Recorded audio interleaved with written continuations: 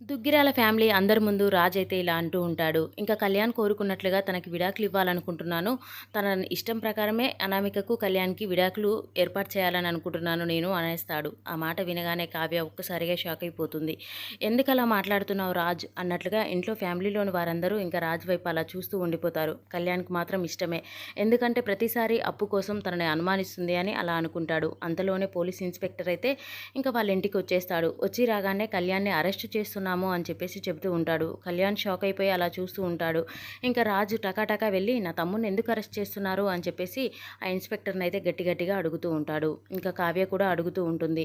అప్పుడు ఆ ఇన్స్పెక్టర్ ఉండి అనామిక తనని విడాకుల కోసం రోజు టార్చర్ పెడుతున్నాడంట కళ్యాణ్, అందుకే తను వచ్చి మా దగ్గర కేసు పెట్టింది, అందుకోసం కళ్యాణ్ని అరెస్ట్ చేయడానికి వచ్చాము అని చెప్పేసి చెబుతూ ఉంటాడు.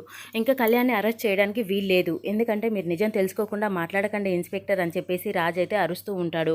మరి ఇంతకీ కళ్యాణ్ని అరెస్ట్ చేయనిస్తాడా రాజు? మరి ఆ ఇంట్లో దుగ్గిరాల ఫ్యామిలీలోని వారందరూ అనామికని తీసుకొచ్చి ఏం చేస్తారు? తను కావాలనే అప్పు మీద నింద వేయడం కోసం వెళ్ళి అక్కడ కేసు పెట్టింది కదా, మరి ఆ విషయం తెలుసుకుంటారా లేదా అనేది నెక్స్ట్ సీన్లో చూద్దాం. ఈ వీడియో కనుక మీకు నచ్చినట్లయితే please do subscribe. Thank you for watching friends.